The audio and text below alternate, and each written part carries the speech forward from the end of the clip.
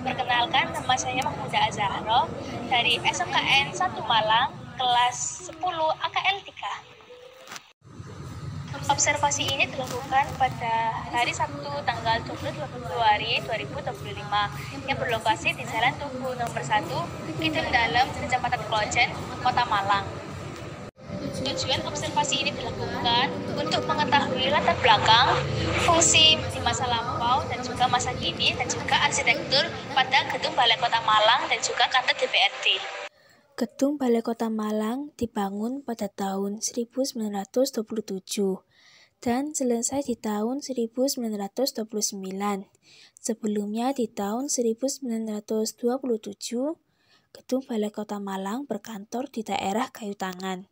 Setelah Indonesia merdeka, Balai Kota mengalami renovasi besar-besaran untuk mempertahankan keaslian arsitektur sekaligus menyesuaikan dengan kemajuan zaman. Adapun peristiwa yang terjadi dalam sejarah Balai Kota Malang, yaitu terjadinya kebakaran pada tanggal 29 Juli 1947. Di balik keindahan dan kemegahan Gedung Balai Kota Malang, tersimpan beberapa kisah yang kelam. Satunya adalah sosok penunggu Gedung Balai Kota ini, yaitu Noni Belanda, tepatnya di lantai 2, terutama di ruang arsip. Sosok Noni Belanda tersebut salah satu korban pembunuhan yang terjadi di gedung ini di masa penjajahan Belanda. Konon Noni Belanda tersebut adalah istri atau kekasih seorang pejabat yang bekerja di Gedung Balai Kota ini, terutama di ruang arsip. Ruang arsip tersebut adalah ruang pertemuan mereka berdua. Pada suatu hari, wanita tersebut ditemukan telah tewas di ruang arsip tersebut. Diduga perempuan tersebut dibunuh oleh pejabat atau orang lain yang mengetahui hubungan mereka.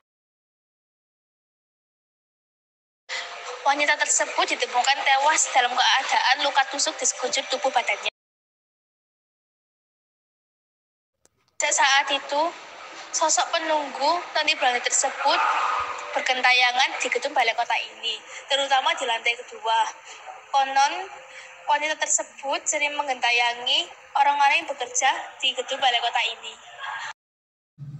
Masih belum diketahui dengan jelas bagaimana asal-usul gedung kantor DPRD Kota Malang ini. Maka dimulailah pembuatan historikal untuk mengetahui jejak asal-usul kantor DPRD ini.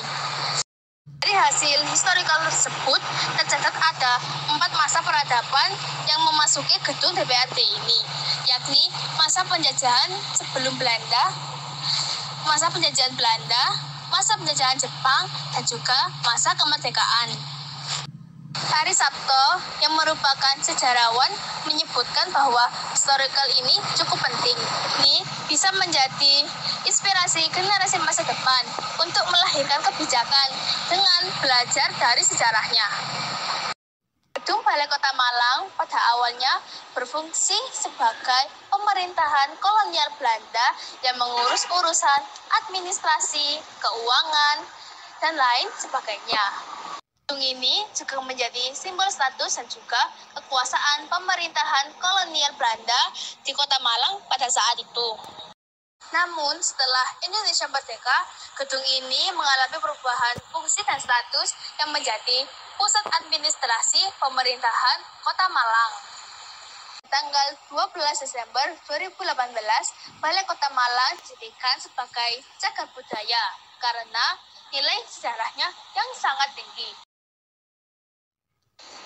Selain berfungsi sebagai pusat administrasi pemerintahan Kota Malang, gedung ini juga sebagai tempat berkumpulnya para pejabat pemerintahan, sebagai penyusunan kebijakan, dan juga sebagai informasi bagi masyarakat sekitar.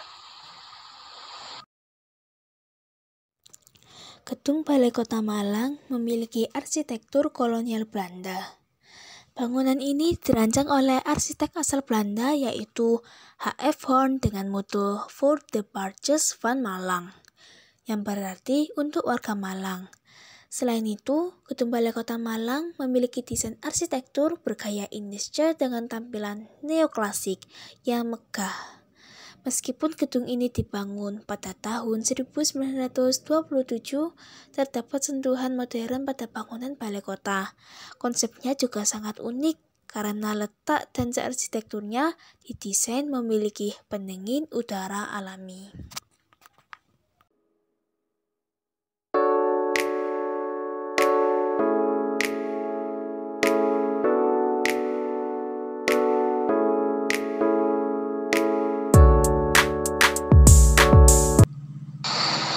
Kesimpulannya, Gedung Balai Kota Malang adalah salah satu gedung bersejarah yang memiliki nilai sejarah, arsitektur, dan juga nilai budaya yang sangat tinggi.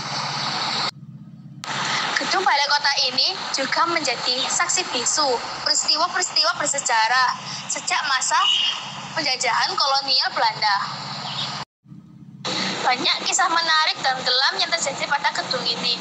Oleh karena itulah, kita sebagai masyarakat Kota Malang, kita harus menjaga, melestarikan, dan juga menjaga budaya Gedung Balai Kota Malang ini sebagai peninggalan bersejarah sejak masa penjajahan kolonial Belanda. Sekian dari saya tentang laporan observasi Gedung Balai Kota Malang dan juga kantor DPRD. Mohon maaf bila ada salah kata. Terima kasih.